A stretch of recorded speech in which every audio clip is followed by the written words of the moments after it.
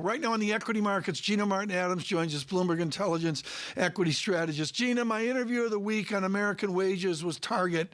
$24 per hour is what they need in selective geographies. How are wages right now for the corporations, and what will it do to their margins? So we're starting to see wages creep up, in particular in the consumer sector. It's interesting you mentioned Target, because this is where we see the predominance of margin pressures emerging are the consumer staples companies, in particular the retailers within consumer staples, as well as the consumer discretionary companies. A little bit peripherally in industrials as well as transportation costs. The transportation industry has certainly been in some degree of margin distress and other areas of industrials, but it is the consumer companies predominantly, and that's consistent with history. This is where we tend to see wage pressures hurt margins most. They tend to have the most hourly workers. The hourly workers obviously very sensitive to food and energy inflation. The result of that is they tend to see the pressures. They also are struggling to find laborers. And we're seeing that play out in margins at large. It's not yet a broad S&P 500 issue, and I will stress that because a lot of the S&P 500 pays salary, right? And so the wage cost is not necessarily as significant. Labor is not as big an input for many of these companies, but it is a very big issue for the consumer companies, and we're seeing downward revisions to estimates as a result. We're looking at payrolls, but we're also looking beyond at what's going on in Europe. And right now we're seeing a new high, at least for the day so far, on WTI crude. Right now we're looking at the highest level since May 2011, $111 a barrel. And looking at the prospect of have American companies and frankly stock traders accurately priced what $110, $120 a barrel oil means. I think we're pretty closely set. I've been watching oil prices really carefully as well, but I think we need to keep this in perspective, right? From 2011 to 2014, oil prices ranged between $80 and $110.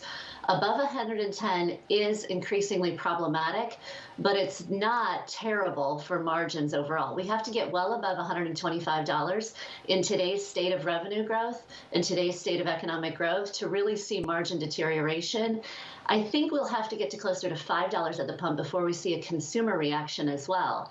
Remember, 10 years ago, we're talking now, we saw $4 at the pump. So you've got to see a bigger shock than that period of time when the economy was significantly smaller. At that period of time, we saw $4 actually impact spending, but not enough to throw the economy into recession. So I do think you've got to see $5 at the pump before you see the consumer really materially react.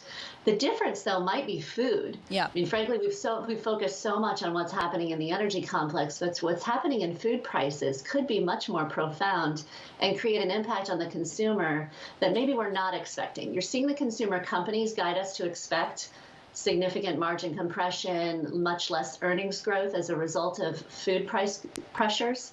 Certainly the cost of wheat, the cost of corn, the cost of soy, all of these prices feed into food prices. I'm a little bit concerned that the consumer ultimately reacts to that even more so than the last cycle, because we really didn't see this in past time. Gina, that's exactly where I wanted to go. I mean, we're seeing limit up in Chicago every single day for several days now on wheat futures. How much would this affect specific sectors of companies versus, frankly, everyone, because that affects entire economic trajectory? Yeah, so it absolutely affects the consumer sectors. It's great for industrials. Frankly, if you can continue to see high commodity prices, you tend to see greater machinery spending, you tend to see greater capex in the industrial space. It's not good for the consumer space. So again, it's the typical players. The consumer staples sector, I think, is one of the more dangerous segments of the S&P 500. This is an area where investors tend to go when they're fleeing risk.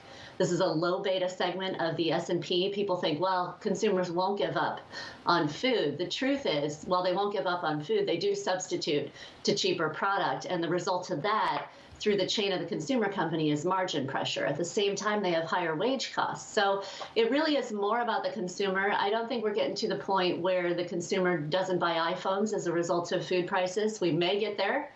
I think that's a big stretch at this point in time, so we're not likely to see this filter through to the rest of the sectors just yet, but I do think we want to be on guard for it.